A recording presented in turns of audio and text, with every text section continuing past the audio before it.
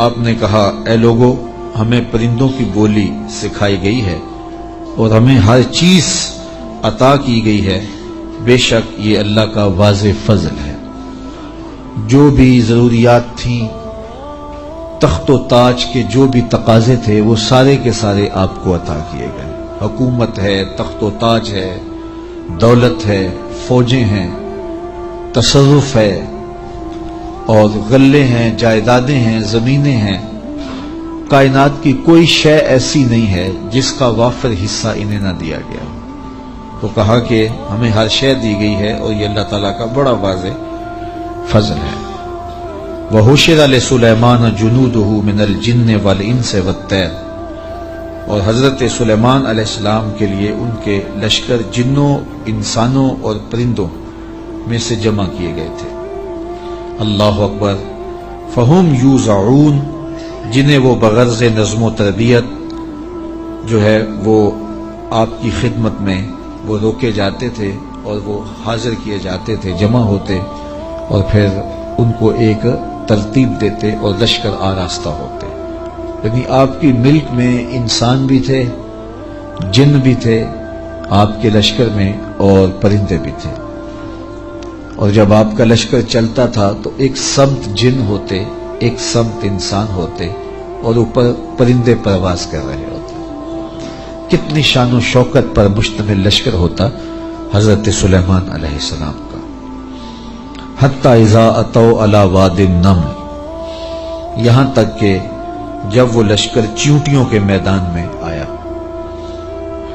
اور وہاں چیونٹیاں جمع تھیں، حضرت سلیمان اپنے پورے لشکر کے ساتھ، پوری شان و شوکت کے ساتھ جب وادی نمل میں داخل ہونے لگے، قالت نملۃ یا ایھا النمل ادخلوا مساکنکم، تو ایک چیونٹی نے کہا کہ اے چیونٹیوں اپنی رہائش گاہوں میں داخل ہو جاؤ، لا یحطمنکم سلیمان وجنودہ وہم لا یشعرون، حضرت سلیمان علیہ السلام اور ان کے لشکر تمہیں کچل نہ دیں اس حال میں کہ انہیں خبر بھی نہ ہو، التفات نہ کریں، توجہ نہ کریں، تم ننھی اور مہین مخلوق ہو اور ان کی توجہ تمہاری سمت نہ ہو اور وہ گزرتے ہوئے تمہیں راؤنڈ ڈالیں، بے خبری میں ایسا ہو جائے تو تم جلدی کرو اپنی بلوں میں داخل ہو جاؤ۔ اس چیونٹی نے یہ بات اپنی ہم جولیوں سے کہی۔ حضرت امام فخر الدین رازی علیہ رحمہ اسی آیت کریمہ کی تفسیر میں لکھتے ہیں کہ اس چیونٹی کو یہ علم تھا کہ اللہ کے نبی کا لشکر جان بوجھ کر ننھی جان کو بھی ضائع نہیں کرتا، تو اس لیے اس نے کہا کہیں بے خبری میں تمہیں کچل نہ دیں۔ اگر ان کی توجہ ادھر ہوئی تو وہ ایسا کبھی نہیں کریں گے کہ تمہیں کچل ڈالیں۔ تو معلوم یہ ہوا کہ اللہ کے نبی کا لشکر، نبی کا تربیت یافتہ لشکر جان بوجھ کر ننھی جان کو بھی ضائع نہیں کرتا، اور جو جسموں کے ساتھ بم باندھ کر کے چھوٹے چھوٹے بچوں میں گھس جاتے ہیں اور بازاروں میں جا کے پھٹ جاتے ہیں اور پھر بعد میں بڑے فخر سے ذمہ داریاں قبول کرتے ہیں، یہ کسی نبی کا لشکر نہیں، شیطان کا لشکر۔ نبی کا تربیت یافتہ لشکر، قرآن بتاتا ہے، یہ چیونٹی بھی جانتی تھی کہ نبی کی تعلیم اتنی واضح ہے اور نبی امن کا پیغمبر بھی ہوتا ہے، اس لیے کبھی ایسا نہیں ہو سکتا کہ نبی کا تربیت یافتہ لشکر ہو اور جان بوجھ کر کے ننھی جان کو بھی ضائع کرے۔ رسول کریم صلی اللہ علیہ وآلہ وسلم جب کوئی لشکر روانہ کرتے تو اسے حکم دیتے کہ بوڑھوں کو قتل نہیں کرو گے، بچوں کو قتل نہیں کرو گے، عورتوں کو قتل نہیں کرو گے، ان کے مذہبی رہنماؤں کو، پادریوں کو قتل نہیں کرو گے، ان کے عبادت خانے نہیں توڑو گے، فصلیں نہیں اجاڑو گے۔ یہ کافر جو تھے ان کافروں کے بچوں کو بھی قتل کرنے سے روک دیا گیا، کافروں کے بوڑھوں کو قتل کرنے سے بھی روک دیا گیا، اور جو کفار ہیں ان کی خواتین کے قتل سے بھی منع کر دیا گیا، اور جو مسلمانوں کی نسلیں کاٹ کے رکھ دے اور اس پہ ذمہ داریاں قبول کریں، کوئی بدبخت ہوگا جو ان کی حمایت کرے گا اور ان کو اسلام کا نمائندہ قرار دے گا، وہ دشمن اسلام ہو سکتے ہیں، اسلام کے نمائندے نہیں ہو سکتے۔ تو اس چیونٹی نے کہا کہ اپنی بلوں میں داخل ہو جاؤ، کہیں نبی کا لشکر بے خبری میں تمہیں کچل نہ دے۔ حضرت امام راضی لکھتے ہیں کہ چیونٹی کو یہ علم تھا، اس علم کی وجہ سے اس چیونٹی کو قیامت تک آنے والی چیونٹیوں کا سردار بنا دیا گیا، ملکہ بنا دی گئی قیامت تک۔ اچھا، اگر آپ کی توجہ ہو تو ذات کی چیونٹی ہے، رب نے اس کے نام کی صورت اتاری ہے۔ چیونٹی کی حیثیت کیا ہوتی ہے، لیکن وہ پیار کرنے لگی نا نبی سے، اور اس کو پتا تھا کہ نبی کی تعلیمات کیا ہوتی ہیں، تو اس تعلیم کے نتیجے میں ذات کی چیونٹی ہے، لیکن رب نے اس کے نام کی صورت اتار دی۔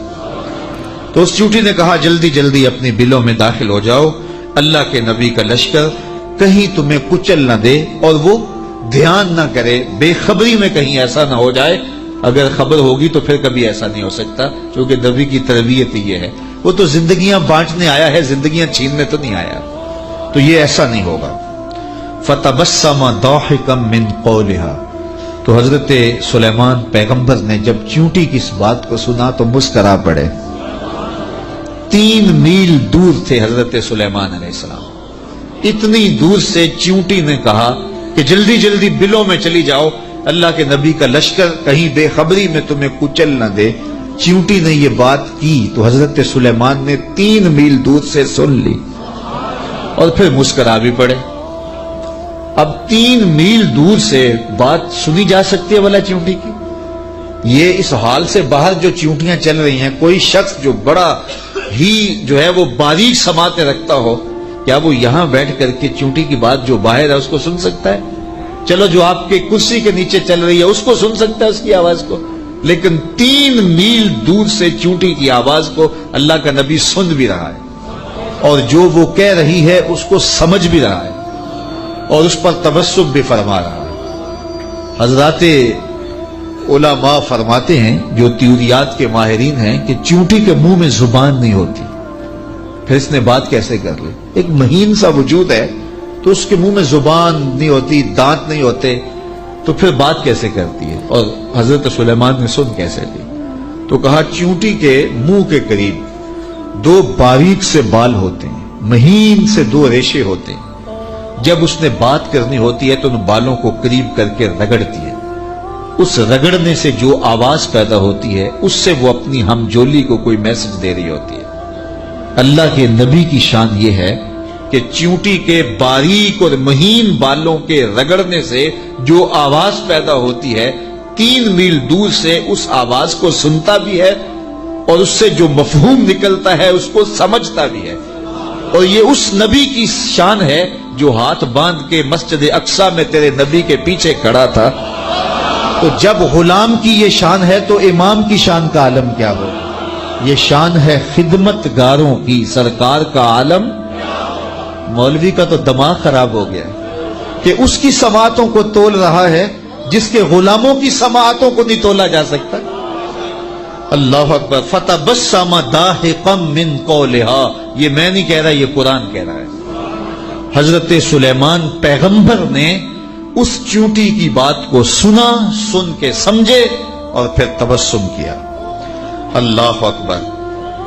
وقال رب اوزعنی ان اشکر نعمتک التی انعمت علی وعلی والدی وان اعمل صالحا ترضاہ وادخلنی برحمتک فی عبادک الصالحین۔ اور اللہ کی بارگاہ میں عرض کی حضرت سلیمان علیہ السلام نے کہ اے میرے پروردگار، مجھے اپنی توفیق سے اس بات پر قائم رکھ کہ میں تیری اس نعمت کا شکر بجا لاتا رہوں جو تو نے میرے اوپر کی اور میرے والدین کے اوپر کی۔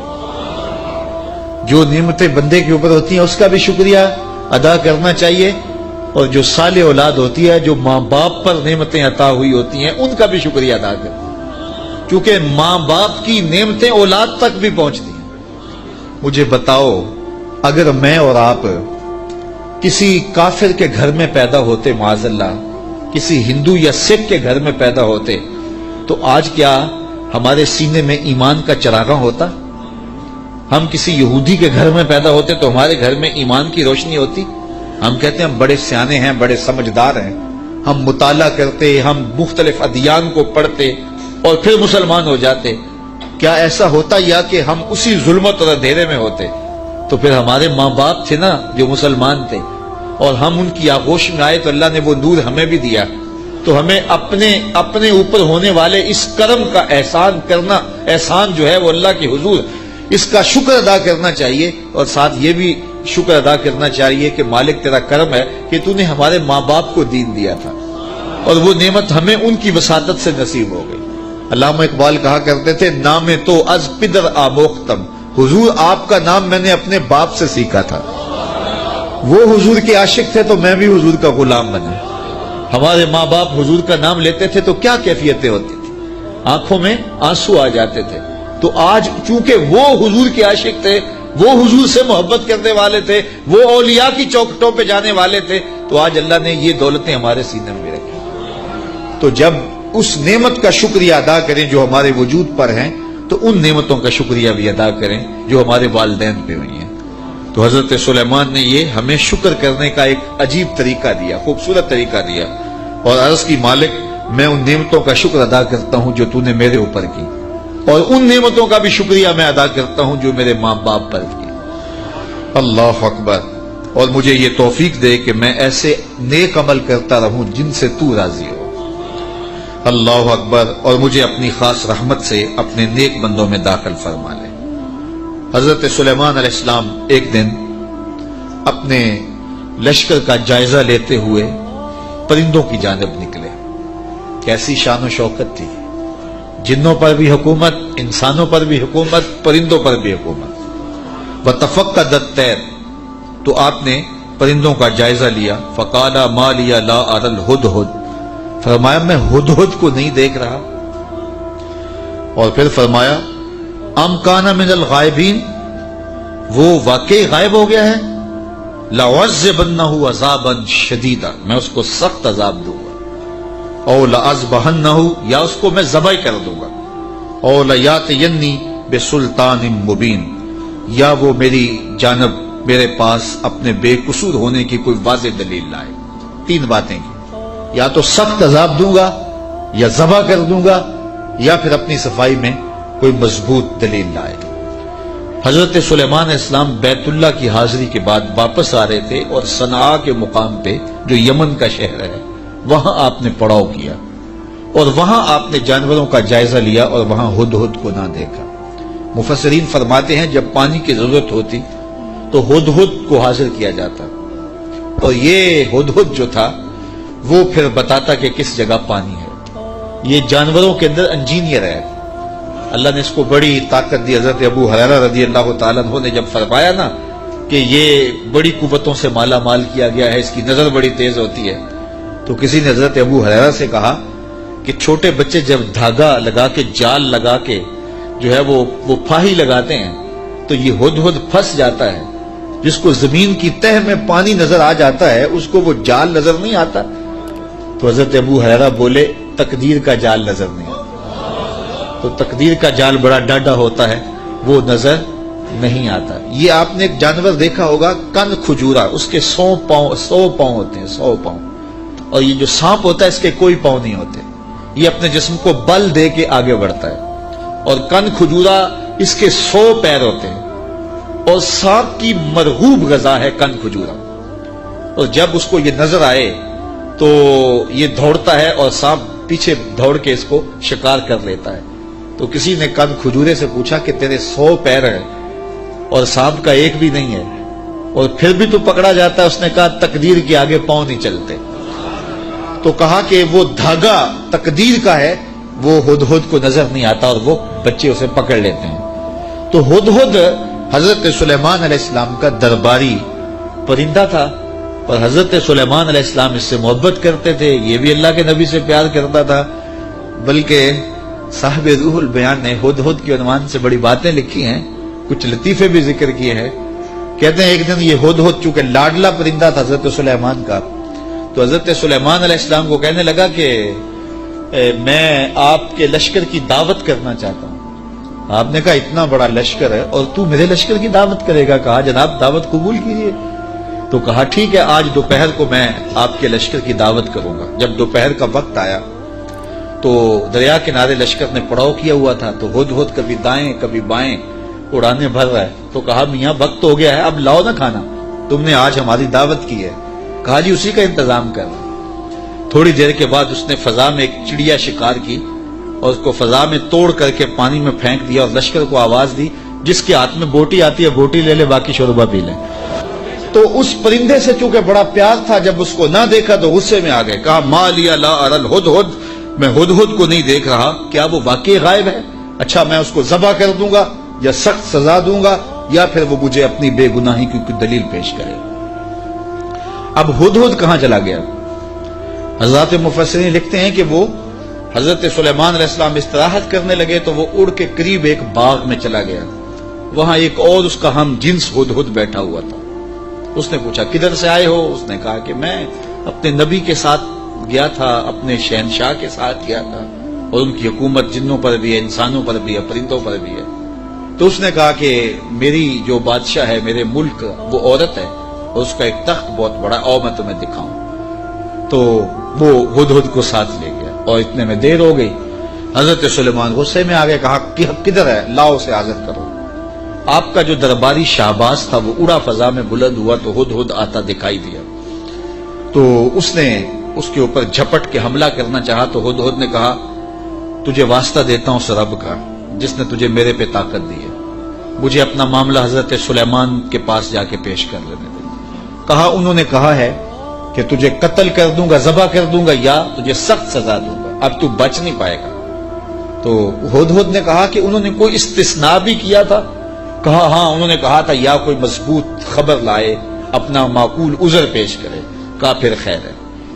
اب ہدہد حضرت سلیمان کے پاس آیا اور مفسرین کہتے ہیں اس نے اپنے پر جھکا لیے اور دم بھی جھکا لی اور حضرت سلیمان کے سامنے عرض کی کہ اس رب سے ڈریے جس کے حضور آپ رب قیامت کے دن پیش ہوں گے۔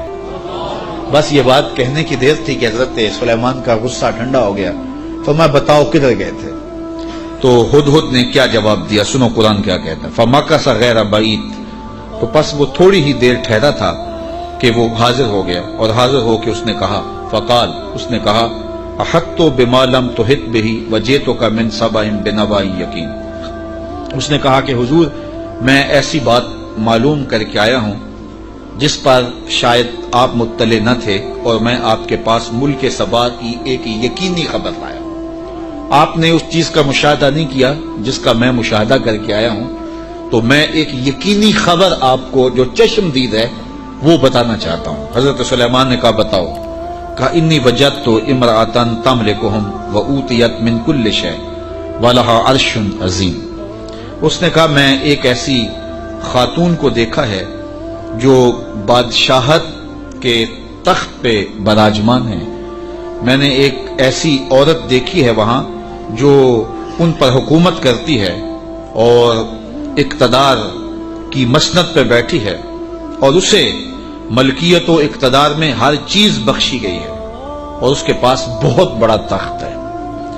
یہ شہرہ آفاق تخت تھا جو ملکہ بلقیس کے پاس تھا، اور یہ 40 ہاتھ چوڑا تھا، 80 ہاتھ لمبا تھا۔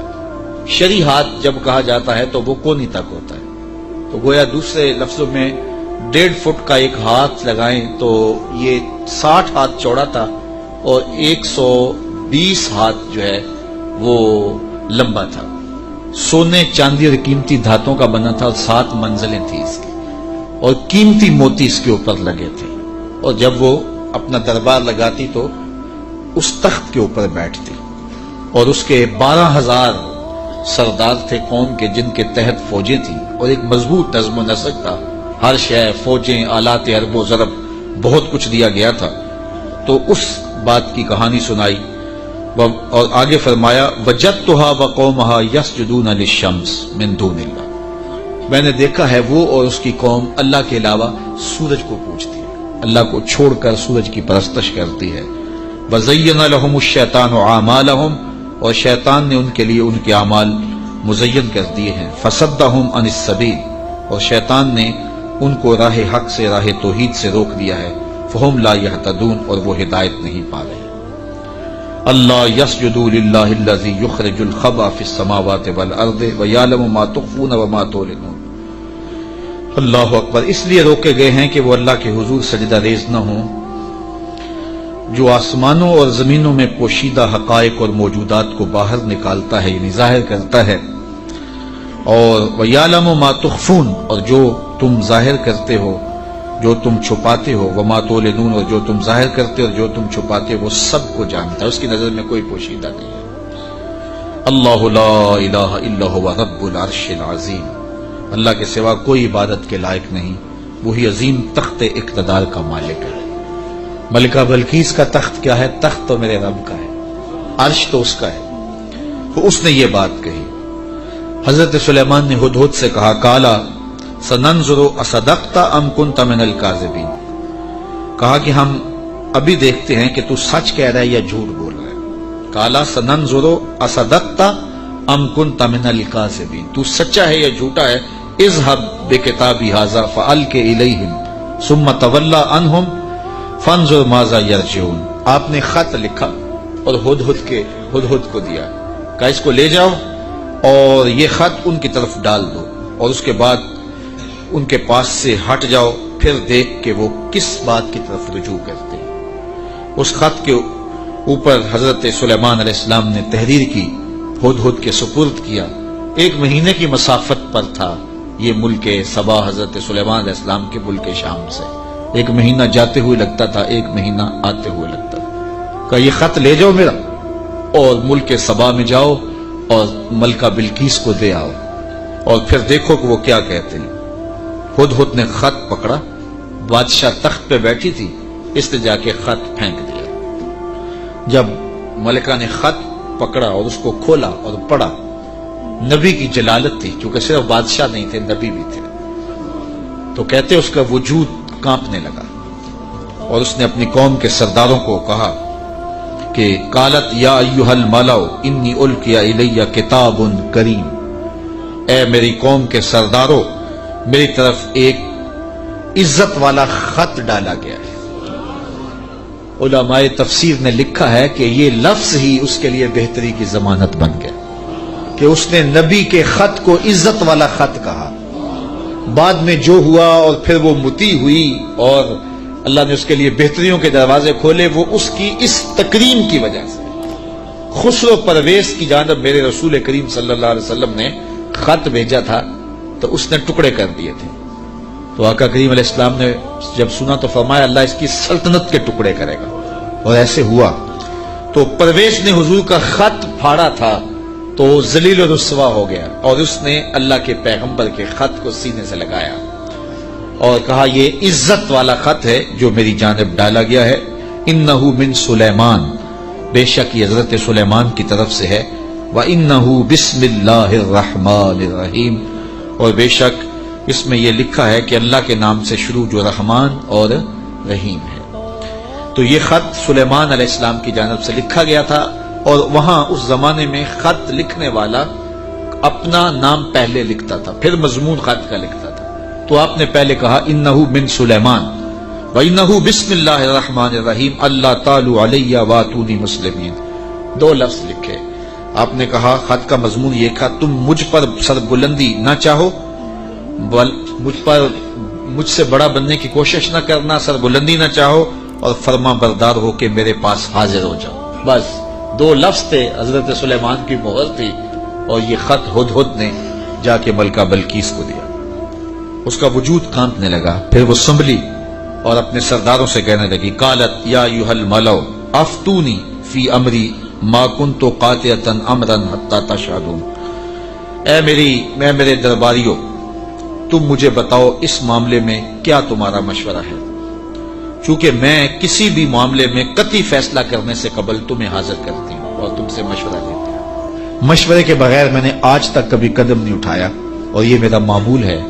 اب یہ خط آیا ہے، اس کا یہ مضمون ہے جو میں تمہیں سنایا ہے، اب تم بتاؤ کہ اب کیا کیا جائے۔ اب 12,000 سردار تھے اور ان کے ماتحت فوجیں تھیں۔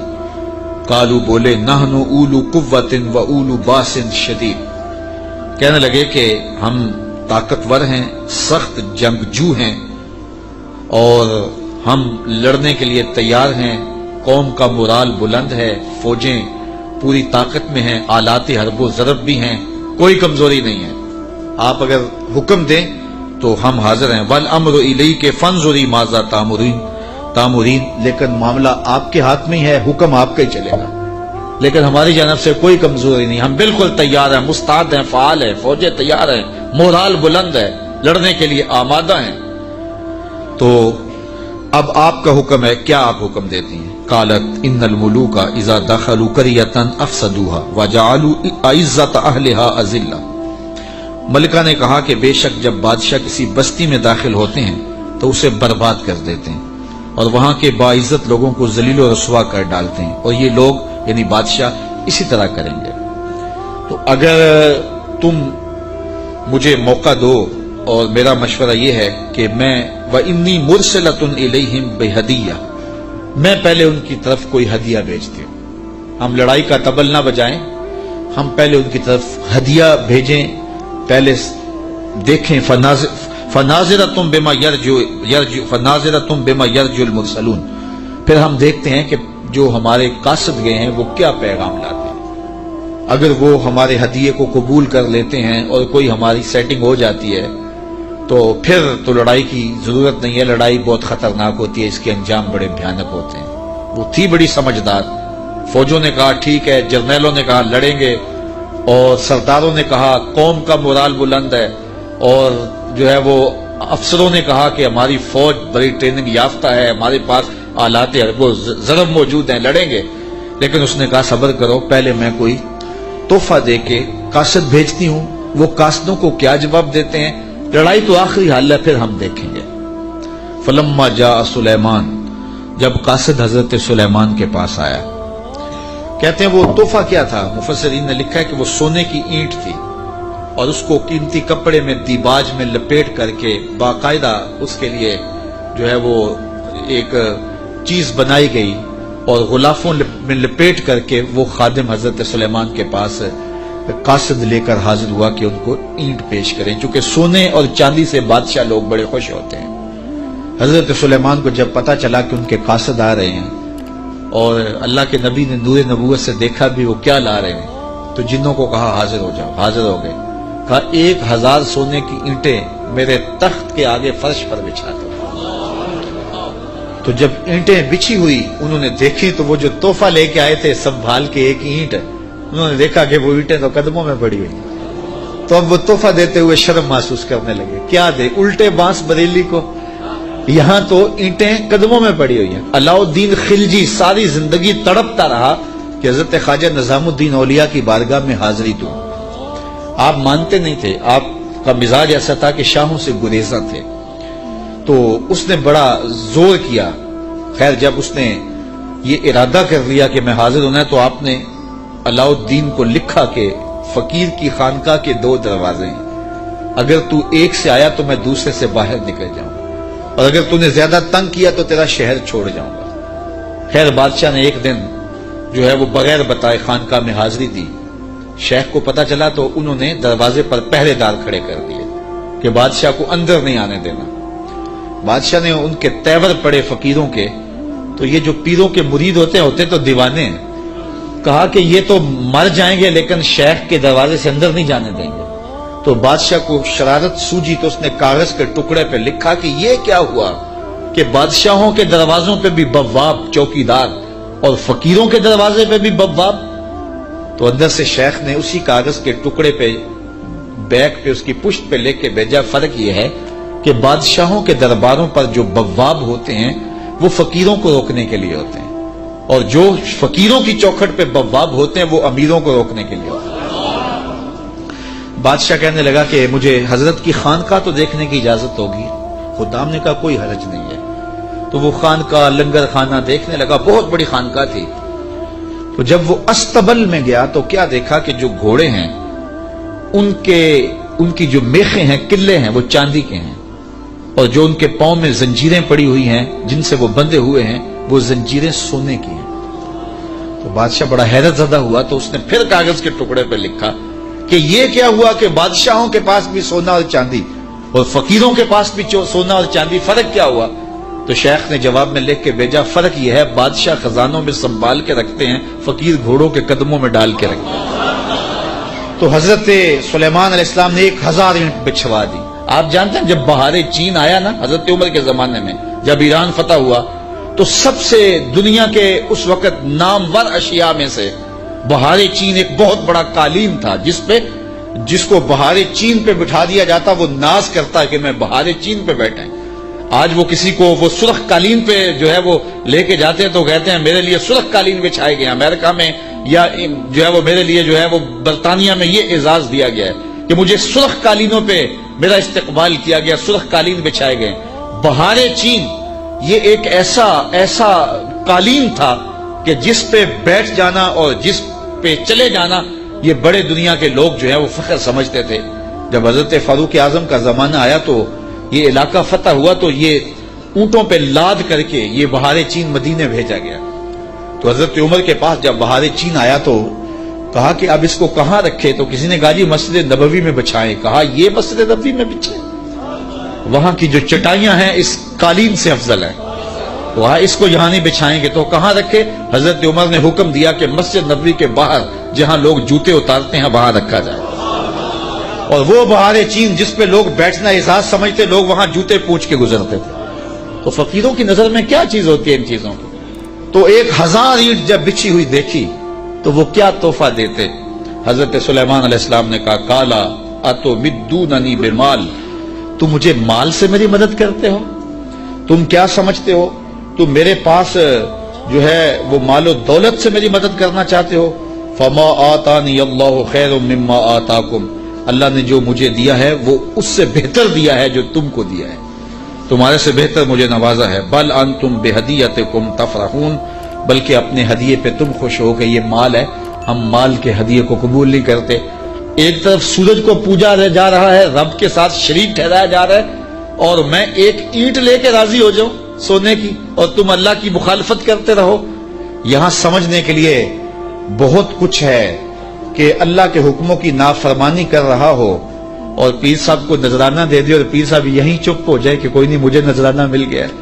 یہ سمجھنے کے لیے کافی ہے۔ سونے کی اینٹ لے کے آئے ہیں، فرمایا وہ بتوں کو پوج رہے ہیں، وہ سورج کو پوج رہے ہیں اور مجھے اس نذرانے سے چپ کروانا چاہتے ہیں، ایسا نہیں ہوگا۔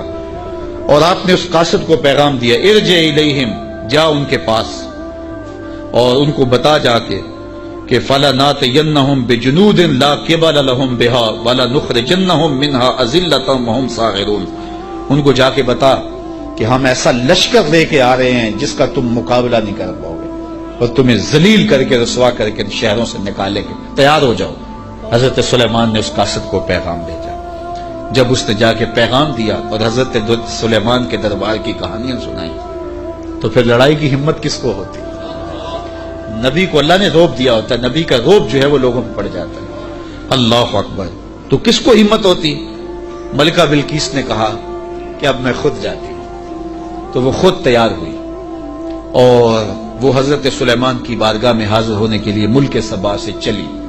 ادھر بھی وقت گزرتا گیا، جب 3 فرسخ دور وہ دربار سے رہ گئی، 1 فرسخ اور 3 فرسخ 5 کلومیٹر لگا لیں، آپ یہ کہہ لیں کہ وہ بائی پاس پہ یا وہ یہ چناب پل پہ اتنے فاصلے پہ جب اس کا آنا ہوا تو حضرت سلیمان بیٹھے تھے اور آپ نے اپنے درباریوں سے کہا قال یا ایھا الملأ ایکم یاتینی بعرشها قبل ان یاتونی مسلمین۔ دربار لگا تھا، جن بھی بیٹھے تھے، انسان بھی بیٹھے تھے، پرندے بھی تھے۔ آپ نے کہا میرے درباریوں، وہ بلقیس آ گئی ہے، یہاں قریب ہی آ گئی ہے، تو اس کا وہ تخت جس پہ اسے ناز ہے کوئی ہے جو اٹھا لائے اس کے لانے سے پہلے؟ کیسی شان حضرت سلیمان کی، وہ بائی پاس پہ آ گئی ہے اور تخت 1 مہینہ جاتے ہوئے لگتا ہے، 1 مہینہ آتے ہوئے لگتا ہے۔ یہ طاقتیں ہیں اللہ کے بندوں کی۔ اللہ اکبر۔ تو کہا وہ تو ادھر آ گئی ہے، تو کوئی ہے جو اس کا تخت جا کے جلدی جلدی اٹھا لائے؟ تو جب آپ نے یہ بات کہی تو ایک جن اٹھا، قال عفریت من الجن انا آتی کا بھی، ایک جن کہنے لگا حضرت میں لاتا ہوں۔ کب لاؤ گے؟ قبل ان تقوم من مقامک، آپ کی مجلس ختم ہونے سے پہلے پہلے حاضر کر دیتا ہوں۔ اور مجلس ختم ہوتی تھی زوال کے وقت، دوپہر کے وقت، صبح شروع ہوتی اور دوپہر کو ختم ہو جاتی، تو کچہری لگی تھی، کہا کچہری ختم ہونے سے پہلے پہلے میں لے آتا ہوں۔ وَإِنِّي عَلَيْهِ لَقَوِيٌّ أَمِينٌ، طاقتور بھی ہوں، لے بھی آؤں گا۔ اور امین بھی ہوں, کوئی ایک موتی بھی ضائع نہیں ہوگا, تو تخت میں لے کے آتا ہوں. اور 1 مہینہ میں نے عرض کیا جاتے ہوئے لگتا ہے 1 مہینہ کئی ہاتھ موٹا تھا, 7 منزلیں تھی, 40 ہاتھ چوڑا تھا, 80 ہاتھ لمبا تھا, سونے اور چاندی اور قیمتی جواہر سے مرصع تھا, اور 7 کوٹریوں میں مکفل تھا, تالے لگے تھے, پہرے دار کھڑے تھے, جیب میں ڈال کے بھی لانا ہو پھر بھی 2 مہینے چاہیے. اور اس تخت کو لانے کا کہا دوپہر تک لے آتا ہوں. بڑی بات تھی نا, حضرت سلیمان خوش ہو جاتے کہ بڑی بات ہے, تو میں نہیں, مجھے اس سے بھی پہلے چاہیے, مجھے اس سے بھی پہلے چاہیے. پھر وہ اٹھا جس کے سینے میں زبور کا علم تھا, قال الذی عندہ علم من الکتاب. پھر وہ شخص کھڑا ہوا جس کے سینے میں علم زبور تھا, وہ آپ کا خالہ زاد بھی تھا, آپ کا صحابی بھی تھا, عاصب بن برخیہ نام علماء تفسیر نے بتایا ہے, اور اسے اسم اعظم آتا تھا. وہ کھڑا ہو گیا, اس نے کہا انا آتی کا بہی, حضرت میں لے آتا ہوں. کہا کب لاؤ گے؟ وہ تو دوپہر تک کا وقت دے رہا ہے, تم کب لاؤ گے؟ تو سنو اس نے کیا کہا, بولا قبل ان یرتد الیک طرفک, حضور آپ آنکھ بعد میں جھپکیں گے, تخت پہلے پڑا ہوگا. آپ آنکھ بعد میں جھپکیں گے, تخت پہلے پڑا ہوگا. اللہ اکبر. فلما رآہ مستقرا عنده قال ھذا من فضل ربی. حضرت سلیمان نے بھی آنکھ جھپکی نہیں تھی, تخت سامنے پڑا ہوا. حضرت سلیمان بے ساختہ پکار اٹھے, یہ میرے رب کا فضل ہے جس نے میرے امتی کو یہ طاقت دی. یار بنی اسرائیل کے نبی کے امتی کی یہ شان, تو بنی اسرائیل کے یہ نبی مقتدی بن کے جس کے امام کے پیچھے کھڑے تھے مسجد اقصی میں, اس امام کی شان کا عالم کیا ہو. یہ شان ہے خدمت گاروں کی, سرکار کا عالم. کہا میں لاتا ہوں, اور اس کے آنے سے پہلے کہ حضرت آنکھ جھپکنے سے پہلے حاضر کر دو. اور حضرت سلیمان نے ابھی آنکھ جھپکی نہیں, تخت سامنے پڑا ہوا تھا. اللہ اکبر.